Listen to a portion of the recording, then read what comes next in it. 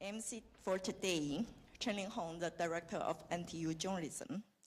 We are very honored to have Director of AIT, Sandra Alkirk, with us for a lecture at National Taiwan University. And our event will be hosted by NTU's Vice President, Ding Shitong Stone. As you can see, we have a full house today, highlighting the significance of the event. This event is organized by NTU's Graduate Institute of Journalism and the Center of Bilingual Education, in collaboration with the Harvard Student Exchange Association. We have many distinguished guests in the audience. So before we start the speech, let's have a group photo together. So that's the most important thing before the speech. So the photography, please prepare. So everyone prepare your big smile and look at the camera.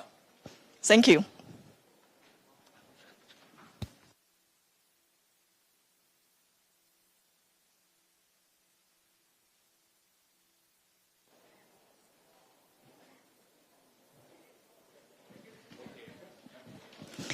Thank you very much. Okay.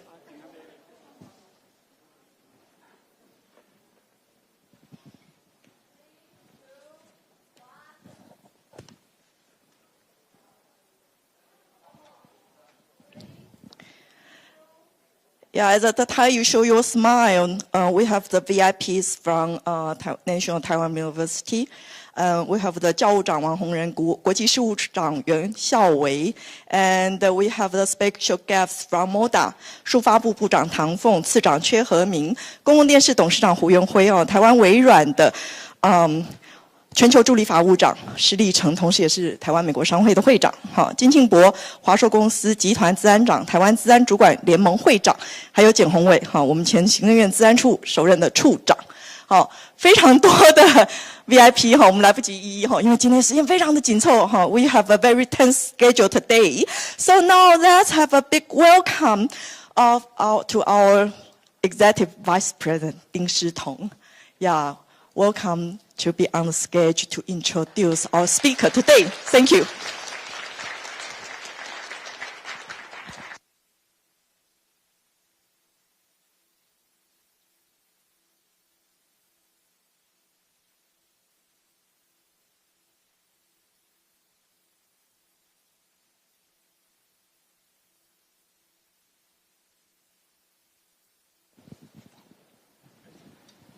Okay, Director Alkirk, and ladies and gentlemen, and all the distinguished guests and honorable participants today, I would like to extend my heartfelt welcome for everybody of you join today's speech. And I am Stone Ding, the Executive Vice President for National Taiwan University. 今天非常高兴来到这里。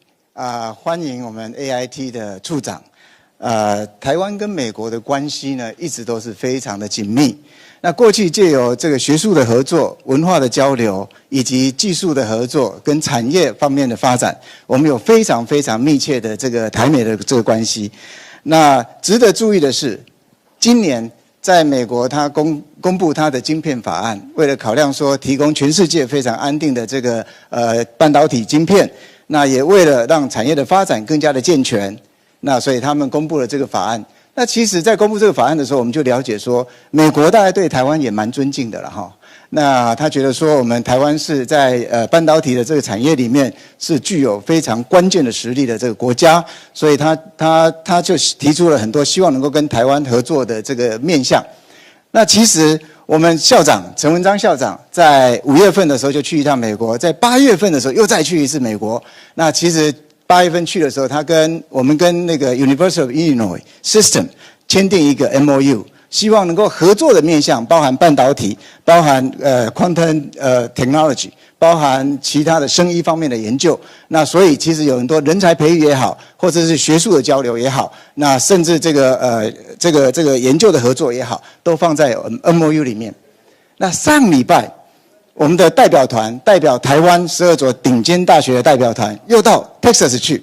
这一次我们跟 Texas A&M 签立 MOU， 跟 University of Texas 也签立 MOU， 希望能够就不管是半导体的研究啦、人才的培育啦，或是针对这个华语文啊，或是针对生医啊，甚至 Texas A&M 的 University President 要求我们要跟我们的农业科技来做合作，所以也签订了这样的 MOU。所以其实两国的这部分的这个合作其实非常之多。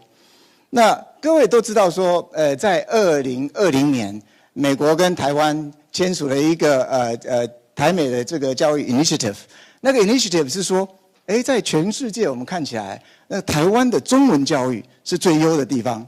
所以我们台湾的这个教育部跟这个美国讨论的结果，就我们开始成立所谓的优华语的计划，就是华语 Best 啊。那在这个计划底下，其实台大也做了不少事。台大在跟美国的6个大学合作，建立了这个华语文的，包含说我们把师资introduce 到他们那边去，那也把他们的学生请到台湾来学习这个华语文。然后呢，我们甚至呢在 University of Indiana 设立一个中心，就是希望能够介绍更多的老师到美国大学去帮忙做华语文的这个教育。那实际上呢 ，AIT 非常对台湾非常的帮忙。他们介绍了这个Fulbright EMI 的 program 来协助台湾，因为台湾政府在这个3年前就开始揭示了说，我们希望在台湾的这个双语教育能够做得更好，能够做得更快，所以 Fulbright EMI 的 team 就进到台湾来。现在有6个大学里面有好多的专家在协助我们，不管是老师的这个专长的 development， 或者是这个学生助教的这个培养等等，那对台湾的帮助其实蛮大的哈。那这些事情都要告诉大家是说，台湾跟美国跟台湾的关系非常密切。我们有很多可能的合作，不仅是在语文啊，不仅在科技合作、教育不仅在产业的合作，有诸多的面向，我们可以有这样共同的这个开发的这个结果。那我们其实今天呢，我们其实非常荣幸的邀请到Sandra 来到我们的中间哈。各位知道说Director Oker 他其实开始的第一个外派任务就是到台湾来，现在呢在他 career 的中段，又到台湾来当我们的这个 AIT 的这个处长，实在是莫大的缘分。他同时也是 AIT 的第一位女性的处长，所以他带来了除了30年的这个外交的经验之外，他也带来了非常女性的温柔啊、敏感啊，对我们台湾的这个人们的需求啊，有很多的考虑啊，所以其实这一点是我们非常 appreciative。那他除了来台湾之外呢，他也去过土耳其当过外交人员，去过纽西兰，去过澳洲去过这个很多的国家，30年的这个外交经验，来到台湾服务我们，让我们觉得莫大的荣幸啊。所以 ，please join me to welcome Sandra。Thanks for Vice President Ding's opening remarks. Now, please join me in welcoming Director Sandra Altger, who will be delivering a captivating lecture.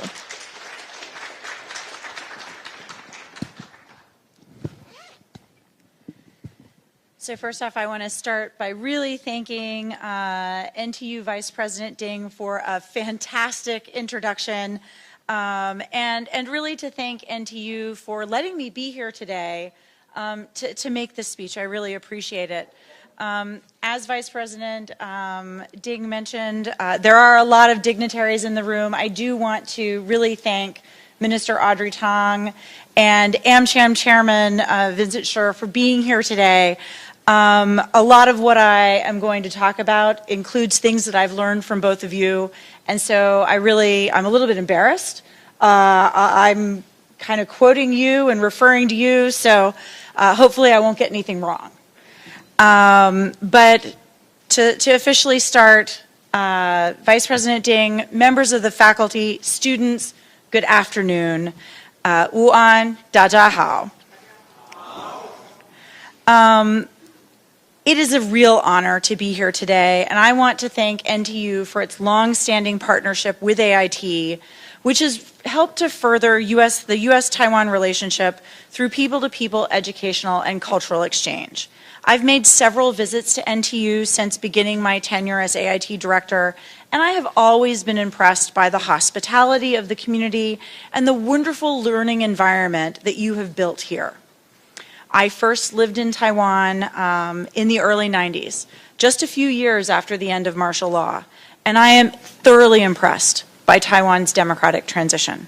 It is clear there is a broad, nonpartisan commitment in Taiwan society that unites political parties, the private sector, the civil society, and academia in defense of a free, open, and democratic society.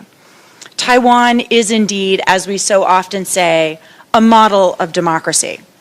And university students and faculty played a crucial role in driving these changes over the last several decades. So it is really fitting for me to be speaking here today on what we could think of as the next generation challenges to democratic systems.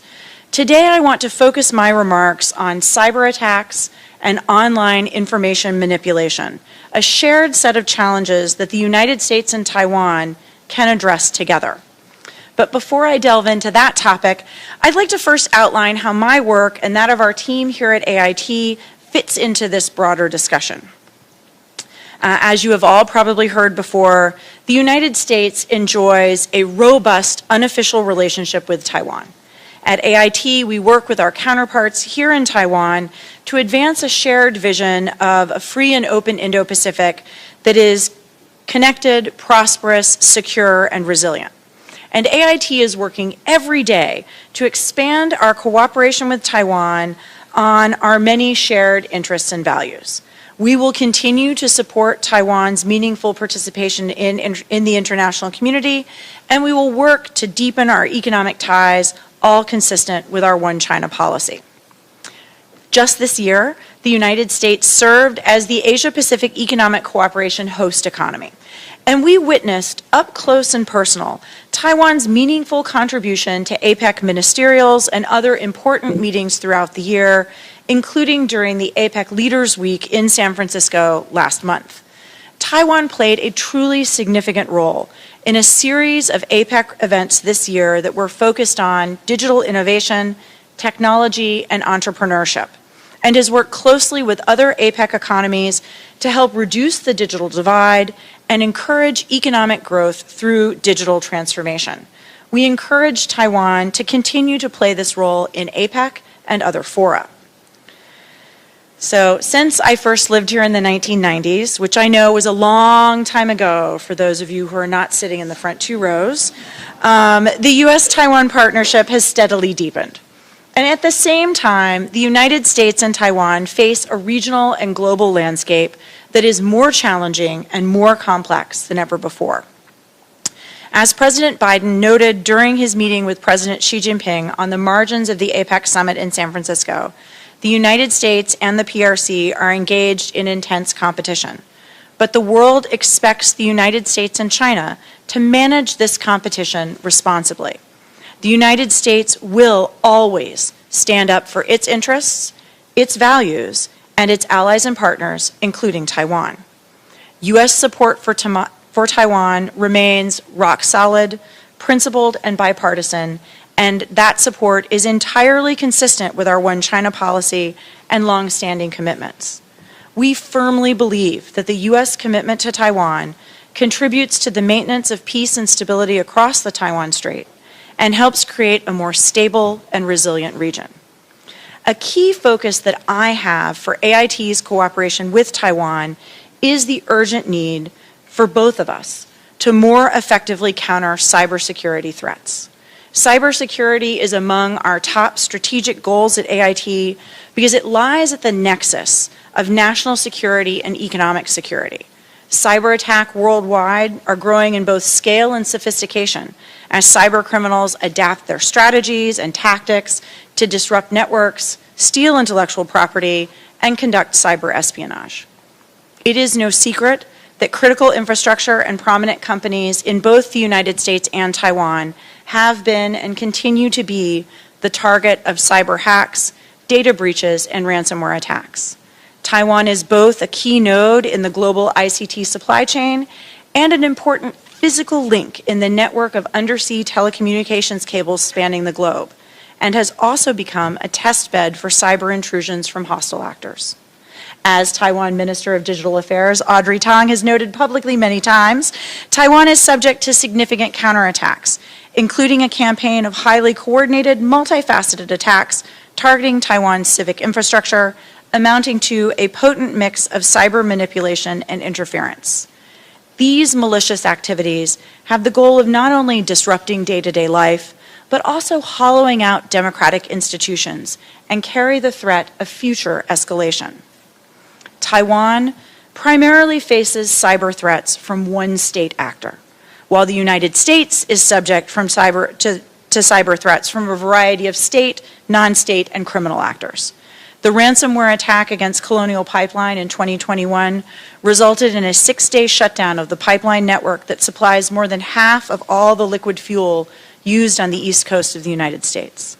The SolarWinds hack in 2020, which was attributed to Russian-based hacker groups, impacted thousands of organizations globally, including many U.S. government entities, and triggered a large-scale supply chain disruption. And the WannaCry ransom attack in 2017 targeted Microsoft systems, resulting in billions of dollars in damage to organizations over 150 countries. It even caused TSMC to temporarily halt production at several of its facilities. The fact that the United States and Taiwan share this common challenge makes it even more important that we work together as partners and learn from each other to bolster cyber critical infrastructure and societal resilience. Stability, safety, and security in cyberspace are critical to societal resilience. Understanding this principle, the Biden-Harris administration is taking key measures to prioritize and elevate cybersecurity in the United States and with trusted partners, including Taiwan. In March of this year, the administration launched the 2023 National Cybersecurity Strategy.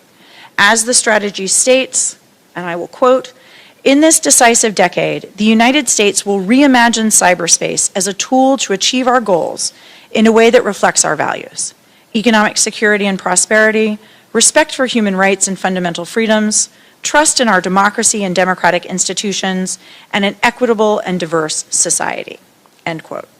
The United States will work with our allies and partners, including Taiwan, to counter threats to our digital ecosystem and to build secure, reliable, and trustworthy global supply chains for information and communications technology.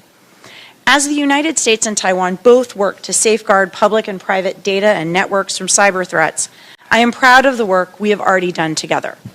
We are working together to prevent and investigate cybercrime, to provide capacity building training for Taiwan cyber professionals and policymakers, and to build bridges between U.S. and Taiwan industry. In November, we jointly hosted a global cooperation and training framework workshop on human rights in the digital age, including discussions of how to promote cybersecurity and counter malicious cyber activity. Cyberspace is truly a multi-stakeholder arena, and that's why the U.S. Department of Commerce is also prioritizing cybersecurity through public sector engagement. Colleagues at the National Institute of Standards and Technology, or NIST, who recently visited Taiwan, are in the process of updating NIST's widely adopted cybersecurity framework to version 2.0. This framework provides guidance to industry, government agencies, and other organizations to manage cybersecurity risks. It is a voluntary framework, but it's not just for large-scale critical infrastructure providers.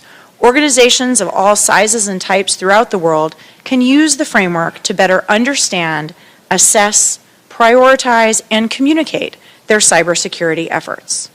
Just as in the United States, I believe that here in Taiwan, robust industry engagement is essential to ensuring that cyber policies reflect the full expertise of all the key players in cyberspace. Private industry possesses many of the most advanced capabilities and tools to address and mitigate cyber risks, as well as first-hand experience in protecting public and private networks, including critical infrastructure. Taiwan can leverage all of these capabilities by involving private industry in the policy-making process, which will further ensure that industry players are fully committed to cyber policies once they are put into effect.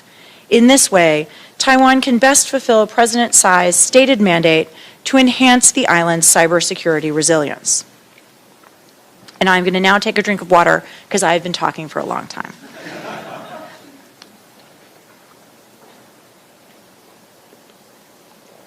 All right, so now I will change to the second topic, which is a related focus I have for AIT, and that is working with Taiwan counterparts to combat the influence of online information manipulation on our democracies. As we all know, the development of the internet, not to mention emerging technologies like artificial intelligence, has enabled incredible innovation and economic growth that benefits our societies and the world at large. But at the same time, new technologies always pose new risks, including in this case, enabling a dramatic rise in the spread and impact of online information manipulation, sometimes for criminal ends, and often to manufacture polarization and to foster societal division. Even AIT itself has been targeted. A recent analysis by a major multinational technology company revealed that covert influence operations carried out by a state-sponsored actor have pushed a new wave of messages criticizing AIT and sowing falsehoods about us. Some of the same cyber actors who target our critical infrastructure and private sector networks also manipulate information online to harm our democracies. Information manipulation is not simply a matter of public diplomacy. It is a challenge to the integrity of the inherently global information space, as well as a security issue. As open democratic societies, the United States and Taiwan are on the front lines as we grapple with the spread of disinformation, a term we use to describe information that is intentional, harmful, and false, and propaganda, particularly as foreign actors seek to use social media and emerging technologies to manipulate public discourse, to divide the public, to sow discord, influence our elections, and essentially undermine the confidence in our democratic institutions. This threat is particularly worrisome in the context of democratic elections, the treasured process by which free societies choose how and by whom they would like to be governed. The United States, Taiwan, and many others have witnessed how intentional manipulation of information can undermine people's faith in the democratic process and in democracy itself. Without public trust in free and fair elections, the ability of our democracies to thrive is at risk. And that is why the United States, along with Taiwan and many other partners around the world, participated in the Global Declaration on Information Integrity Online, which seeks to counter the erosion of accurate, trustworthy, and reliable information that people can access. Information manipulation contributes to the weakening of democratic engagement and hinders open public debate on important issues that affect all of us and that are crucial for democracies to thrive. Access to diverse and reliable sources of information, and ultimately a shared set of facts, is essential for a well-functioning society. This enables people to form opinions, hold their leaders accountable, and actively participate and feel ownership in the community and the world around them. As Minister Tang has noted, information integrity is the cornerstone of trust, whether it's identifying an individual, an organization, or a document. And building this digital trust is an urgent task for leaders and policymakers. It's vital for the survival of the digital industry, a robust civil society community, and indeed the longevity of our democratic institutions. There is no better time to have this discussion and to have reliable information than during election season. As Taiwan gets closer to its elections, I want to emphasize that the United States has deep confidence in Taiwan's electoral processes and democratic system. We believe it is for the Taiwan voters to decide their next leader, free from outside interference. And as I have said many times before, the United States is not taking sides in Taiwan's election. We do not have a preferred candidate, and we know very well that we do not have a vote. U.S. policy on Taiwan will remain the same, regardless of which party is in power. We support Taiwan's vibrant democracy and look forward to working with whichever leaders Taiwan voters elect in 2024. I firmly believe that democracy is the form of government with the greatest capacity to safeguard human rights, fundamental freedoms, and the dignity of every person, as well as to advance peace, prosperity, and security globally. Democracies are best able to serve those functions when there is an environment of free and open exchange of information and ideas. Disinformation has the potential to drown out these vital discussions, misshape beliefs, and misform policy preferences. Information manipulation can instigate violence, erode our trust in media and public institutions, and affect whether or even how people exercise their right to vote. And as a result, effectively ensuring information integrity is essential to protecting our democracy and upholding our national security. Addressing the challenge of information manipulation will require the efforts of not only officials, but all of us who have a stake in this issue. Companies, non-governmental organizations, educational institutions, the media, and perhaps most significantly, an active and informed public. It is critical for multiple stakeholders to continue to find ways to share information, best practices, and lessons learned. Civil society and the academic community are well placed to help identify and expose trends in information manipulation and to offer technical expertise on the ever-evolving methods used by hostile actors. To that end, the United States will continue to support efforts to strengthen civil society and media literacy in Taiwan, in the Indo-Pacific region, and beyond. These efforts involve a wide range of partners and stakeholders: officials, media, private sector entities, educators, civil society organizations, all of us working together to ensure everyone has the tools and skills that they need to think critically about the information they consume and to make informed decisions. Through these global efforts, we can effectively raise public consciousness and awareness about information manipulation. A public that is more media literate is able to better assess the validity of the information it encounters through various media sources and to make well-informed decisions. Given all this, we must continue to work together to identify and bring attention to attempts to manipulate information to harm our societies. We must continue to collaborate as partners to bolster resilience and to counter cyber attacks. We must support one another in these critical areas because that is what partners do. We work together to confront shared challenges and to identify solutions. We look forward to working with Taiwan in the spirit of partnership on these issues. Thank you again for the opportunity to speak with you today. Thank you. 谢谢大家.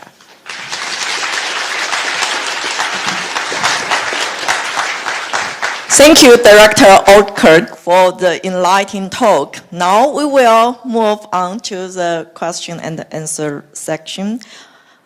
Vice President Ding, please get on the stage and raise the questions on behalf of the audience. 好，那把握机会哈，帮我们现场的媒体跟观众稍微 wrap up 一下哈。第一个非常感谢哈，我想Director Oldkirk 第一个哈，他提到哈这个美国跟台湾有非常坚实的，即使是 unofficial 的关系，好，肯定台湾的民主。第二个，好，那个 cyber resilience， 好，这个是非常非常重要的议题，然后它需要多方合作。那第三个，哈，就是怎么样合作对抗假讯息，好。那在这边，我想跟台湾的我们的数发部其实有非常好的，还有我们的民间的各个 stakeholder 有非常好的合作关系。第四个，针对选举，好，我想 Director 再次强调，哈，美国不选边站，哈，支持台湾的民主体系，好，然后也深信台湾的哈，我们长期下来努力的民主的成果，哈，将可以继续维持我们自由开放的环境。好，谢谢。Now let's move on to the Q&A section, please. Okay, before this speech, we actually collect questions from the audience who registered for this today's event, and we have collected several questions to ask Sandra. So I hope that you answer truthfully. Well, I have 2 waters here, so I should be ready to go. Okay, let's prepare the truth serum first. So the first question actually is from me. Personally, I just have one question. So anyway, so over the past 3 years of your term, the U.S. and Taiwan relations have remained quite strong and continue to grow. And in your view, what would be the key point that thing we have so to kind of ensure this kind of relations? So thank you very much for that question. I think first off, over the past 3 years since I arrived here, our relationship at the very beginning was already at a very high level. So I can't claim credit for doing anything to improve it. I think we have, between the United States and Taiwan, an alignment of values and interests that is very natural, it's very complementary, and it's very strong. We see that for sure on the economic front, where we really do have a complementary, sort of mutually beneficial economic relationship. I think we see that in politics. Support for Taiwan is one of the only bipartisan areas of consensus in Washington. It's a precious thing to have, and Taiwan really does have it. So I think that we're in a very natural place, and AIT works hard to nurture that. I really do firmly believe it will continue to grow. 所以他认为说，双方先找到共同的兴趣跟能力，然后可以 align 我们彼此之间的 interests. But do you think that I actually listened quite carefully. You mentioned 6 times democratic system, democracy. Do you think that democracy has anything to do with the both sides relations? Oh, absolutely. So when I say we have an alignment of values, that alignment of values is founded on the fact that we have a mutual appreciation for and support for democracy. Democracies get along well together. Democracies have a common set of values, a common set of definitions and understandings that we all work within. How about higher education? Because I know that in the U.S., you provide really good quality higher education, and a lot of our faculties actually are graduated from the U.S. For instance, at NTU, National Taiwan University, about 55% of the faculty members get their degree from the U.S. university. Do you think that has anything to do with these two sides of relations? I think it does. So first off, I'm going to say I bet I gave visas to some of the NTU faculty, because when I first worked in Taiwan in the 90s, I was a visa officer. Probably I interviewed, and it was a fantastic experience. But Taiwan today is the 6th largest source of foreign students in the United States. It's been a top 10 source of foreign students in the United States since I worked here in 1992. So it's not just the NTU faculty, it's all over Taiwan. So many people have gone to school in the U.S., or if they haven't, their aunts and uncles, sons and daughters, cousins. There's a great familiarity with America here. And because of all those students in the United States, there's a familiarity with Taiwan in the United States. So that sort of people-to-people relationship is foundational. It's really crucial. So would you suggest to give more scholarship for Taiwanese students? I'm just going to say one of the nicest things I did in my first assignment was the student visa afternoons, like a whole afternoon of talking to some of the smartest people I've ever met in my entire life. Okay, thank you. So NTU student is really good. Okay. And then the second question is from the audience. So I ask all the hard questions from audience, not from me. So what does the U.S. government think about the information warfare attacks from China? And how do Americans think about the response to have the cyber attack on Taiwanese people? Okay, so the United States thinks a lot about information or cyber attacks or information or election manipulation. 2024 is an election year in the United States as well.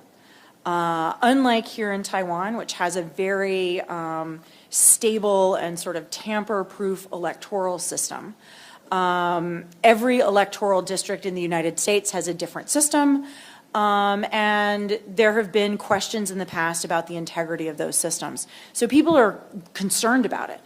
I think, though, Americans, like everyone else, they look first through the lens of themselves before they think about other places. So when we think about information manipulation in the United States, we think about information in the United States being manipulated, and lacking some sort of giant problem in Taiwan. Americans, unless they're deep, deep, deep into the cyber or kind of disinformation kind of field, probably aren't thinking much about Taiwan because Taiwan does such a good job. So Taiwan is not making news in this area. 其实我觉得这个问题应该问唐凤部长。Okay, next time we will ask Audrey for that question. So anyway, the third question also from the audience, and you also actually talk about common challenges, and also help. You mentioned about help us to ensure the media literacy and all that. This question is related to that. What do you see as the areas in which the U.S. can assist Taiwan in the field of cybersecurity? In addition, Washington is considering a ban on TikTok. So what is the director's opinions on the ban on TikTok? Okay, so I will do TikTok first. So here's my phone. This is a U.S. government provided phone. I've never been able to put TikTok on it. So, and, you know, as you all know, probably anyone who's ever looked at my Facebook or Instagram, I have children that are kind of university student, graduate student aged. I think as a responsible parent, I have encouraged them not to post things on the internet that they wouldn't want their future employer to see. You know, this is, I'm sure all of you in the back, you've heard your parents say the same thing too. Please don't do it. No pictures with big parties. But I think TikTok and other sort of social media platforms, apps, you know, the reason why TikTok can't go on a U.S. government device is because it doesn't provide the sort of information security, information assurance that the U.S. government is comfortable with. We have certainly seen, and I'm going to go very far afield, we have certainly seen that U.S. soldiers, Russian soldiers, Ukrainian soldiers in places far from home have had sort of like fitness apps on their watch, and their enemy has been able to figure out where they are because they've looked them up on Strava or some other sort of like Fitbit kind of thing. So we think, and I would say, you know, even people who are older than traditional students think of these devices as harmless entertainment, or it's a way to help you, you know, count your steps. But if the data isn't secure, if you don't know where it's going once your phone or your watch or your ring collects it, people who really who do not have your best interests at heart can harvest that data. And they can use it on the battlefield, they can use it to collect information about you and then blackmail you for it. They can steal your bank account information. So really having data integrity and really knowing where your data is going is important. This is something that we do work with Taiwan on, and I would say it's not just the United States assisting Taiwan. Taiwan also assists the United States. This is very much a peer relationship where we learn from each other. You know, we have teams that compete with each other at sort of hackathons. Sometimes Taiwan wins, sometimes the United States wins, sometimes other people do. The technology firms compete with one another, they collaborate with one another. Our law enforcement communities are engaged in deep conversations about how to collect evidence to prosecute cases about online scams and other cyber-enabled crimes. So I think there's really just a full spectrum level of cooperation. Okay, so it actually go both ways. Not only the U.S. can help us, but we can help them too. We have Audrey here. Your job. Okay, the next question is from the audience too. What is the U.S. policy on Taiwan as we approach the People Republic of China's political military establishment's milestone years of 2027 and 2035? Will the United States be forced to abandon Taiwan? When interests with China take precedence? I will say the answer to that is no. So the U.S. policy towards Taiwan, the U.S. sort of one China policy, has persisted now for decades. The policy is not changing. It has bipartisan support. It not only has bipartisan support, so the Republican Party and the Democratic Party both support it, but there's a consensus between the administration and Congress. And getting that level of consensus on any policy is really difficult. But this has persisted since 1979. So President Biden, when he was Senator Biden, voted for the Taiwan Relations Act. We had Senator Markey visited Taiwan not long ago. He also voted for the Taiwan Relations Act. So there are people, at the highest levels of the U.S. government who were involved in drafting the law that is the sort of governing legal document for AIT's existence and the unofficial relationship that we have here. So I think that the policy has withstood a lot. It's withstood a lot of change over many decades, and it can withstand more. Okay, thank you very much. But a moment ago, you were talking about the U.S. support to Taiwan is rock solid. Mm-hmm.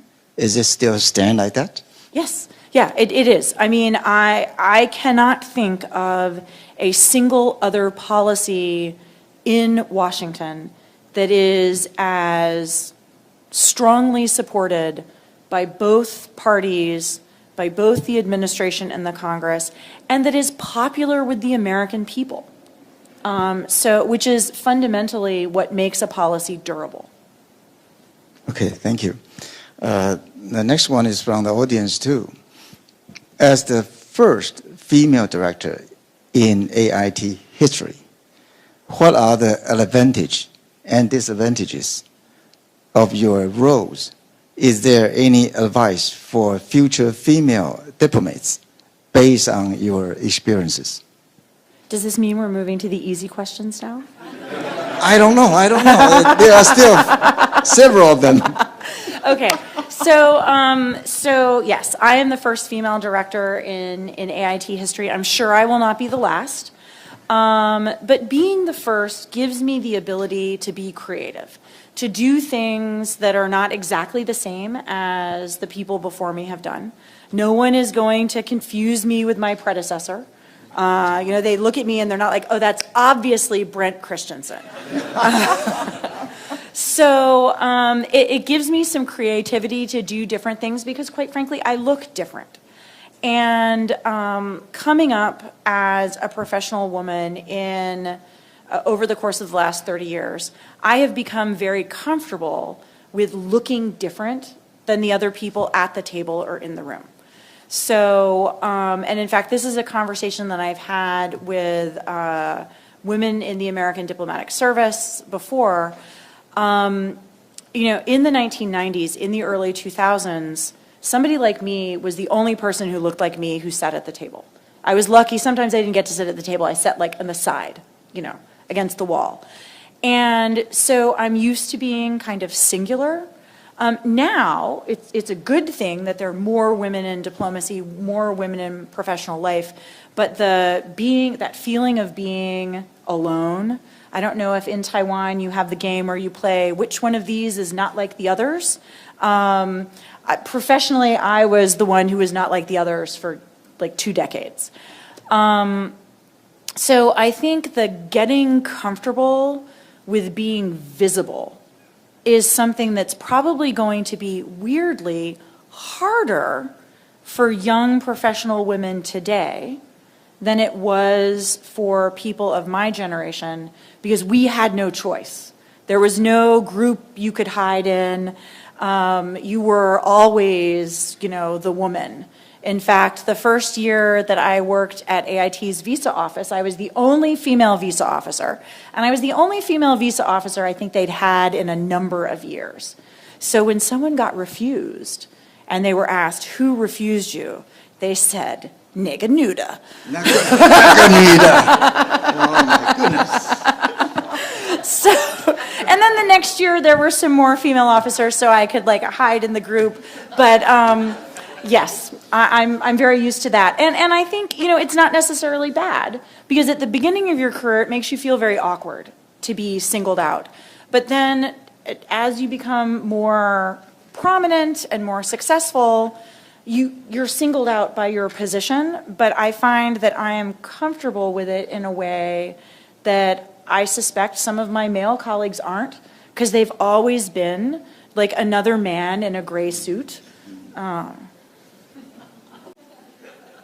So now the next one will be a serious question, because the women become more and more powerful. You think is it time to develop how to protect the man? No. No, I think, though, I really hope that we get to a point where we are choosing the right person for a job. And we are not worrying about the person's gender or last name or what their mother tongue is at home. We are looking for the person who has the right skills for the job and who can get the job done. I think, though, in order to get to that place, we have to make sure that everybody feels comfortable competing. And certainly I know at the beginning of my career, everybody did not feel comfortable competing. I think that is still a challenge today. And so, but I think we will get there. So how do you, the next question from the audience, how do you compare Taiwan's gender equality environment to other places that you have been? You have been to 6, 7, 8 different countries. And what else can Taiwan do to provide better opportunities for young women like you, or you in the audience? So I will say, I think Taiwan has done a great job on female political participation in particular. Obviously, the president of Taiwan is female. The percentage of legislative UN members who are female is the highest in Asia. It's one of the highest in the world. There's, I mean, it's the rare magistrate or mayor that I meet who's not female. So I think in some areas, Taiwan has done really well. I will admit, though, when I go to sort of like business type meetings, tends to be pretty much entirely male. So clearly there are issues in society where women have found a lot of success in some spheres. Politics is one of them. The government is another. The civil service appears to be very friendly to women, judging by the number of successful women in the civil service. Universities as well, lots of women. So I think that, Taiwan is an example for the societies around it. In many ways, an example for the United States. Many of those ratio numbers are better here than they are at home in America. At NTU, there are 2 female executive vice presidents, only 1 male executive vice president. And while they are having fun out there, they asked me to host this talk. So we need to be protected too. I wouldn't go quite that far. I will say, though, so at the beginning of my career, like I said earlier, I was frequently the only woman in the room, or then the only woman who was sitting at the table, not against the wall. And I have been to a couple of meetings here where the entire AIT side coincidentally was female, and the entire, so Taiwan side was also female except for like 1 guy. And you could see he was looking a little uncomfortable. And I remember just thinking, welcome to my world. Because like I said earlier, I think it is important that everyone be able to stand on their own 2 feet. Like everyone should be in that room, whatever the room is about, because they add value to the discussion, because they have something to bring to the table. And, I think there is some discomfort in being the one who doesn't look like everybody else. But it also, in many ways, makes you stronger and more confident because you're there for a reason. And I think that is true of, regardless of who you are, you should feel confident that you've been invited to join whatever event it is or meeting because you add value. Okay, the next question also from the audience. You seem to have effortlessly adapted to Taiwanese cultural practice and took part in the folk rituals like the Ghost Festival, 中元节. Are there any other local folk ritual that you have participated in during your tenure here? So during my tenure here, I have visited a variety of temples. I will admit I am not always sure what's going on. But I try and firmly believe in being respectful. But one of the most interesting things I've done, you mentioned the Pudu ceremony that we had at AIT. One of the most interesting things that I've had the privilege of being able to participate in was actually Feng Nianjie in Hualien. So I went with John Dow. And at the invitation of the head of the Council for Indigenous Affairs, and it was amazing. I got to meet a lot of people. I saw a side of Taiwan that I think is not really readily apparent to either foreigners or people who live in like Taipei. And it was interesting and enjoyable and quite a lot of fun. But I'm wondering, which kind of ghost do you pay your respect to? Is a Taiwanese ghost or American ghost during the Pudu? So, as the American representative, I feel a need to cover those expat ghosts. In the same subject, I also know that you have visited many different places in Taiwan. Anything besides the Feng Nianjie you are interested in or you are impressed? Gosh, I think I have now visited, so I just finished, I have visited all of, I guess you would call them the major jurisdictions in Taiwan, the counties and cities. Oh, wow. That's like asking someone, which is your favorite child? That's like a trick question. I thought I was here having easy questions. No, I think, the thing that impresses me the most about Taiwan is that in a place that is geographically relatively small, you have culturally distinct practices, foods, languages, that are rich and varied and that appear, at least to a foreigner, to be mutually respected by the people around them. So I said I went to Hualien for the Feng Nianjie with the Council of Indigenous Peoples lead. I was just in Miaoli with the head of the Hakka Council. And they have a really nice museum there that sort of talks about the protection of the Hakka language over time. And, it's clearly Taiwan's democratic evolution has not been without struggle. There was, I think, quite a lot of struggle. But the place that Taiwan is right now is a place that most of the world really would, if they knew more about it, would really envy. You have a diverse society that is friendly to one another, where people are interested in each other and not necessarily co-opting. I really think it's fantastic. I am continually impressed by it, and I feel like, and this is one of the problems with a democracy, everyone always thinks we could be better. We should do this better. You know, the message that I have, particularly to the students, because coming out of a couple of years of COVID, most of you have probably not left Taiwan recently. Boy, compared to the rest of the world, you live in a great place. You really do. That's actually a point I want to ask. I want to add.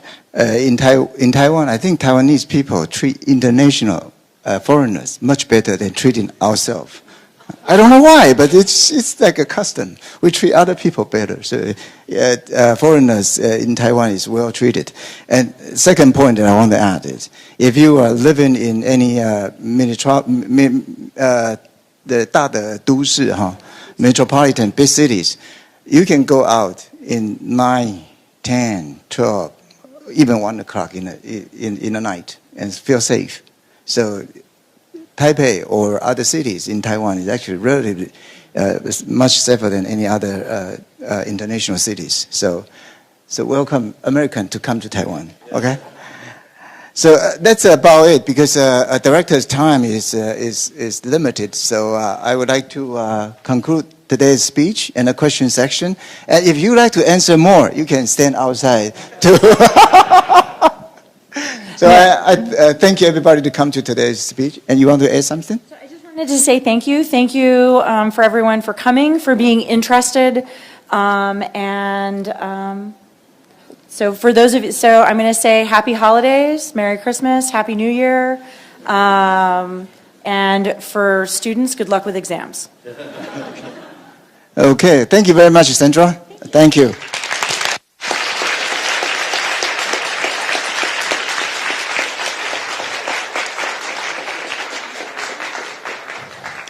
Thank you, Director O'Kirk, and thank you, our Executive Vice President Ding Shitong, for the entire talk and Q&A section. So time flies. Yeah, already also. Okay. Yeah, of course. Okay. Thank you. So much. Thank you so much, Director.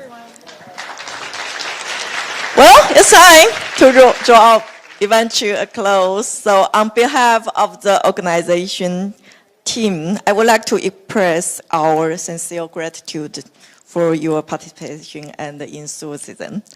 And 谢谢大家。然后当然我们今天有非常多的媒体朋友来，那当然希望我们这个今天的内容是让大家觉得有一些可以发挥的地方。然后当然再次感谢我们今天来的各位嘉宾跟我们的年轻的朋友，谢谢大家，欢迎大家以后我们会有我想包括台大的双语教育中心、台大新闻所，我们都常常举办非常多国际性的活动，欢迎大家可以持续的关注跟参与，谢谢，谢谢，祝大家平安。好，然后刚刚校长也讲了那个 Director 也讲，祝大家尤其是年轻人期末考顺利，谢谢。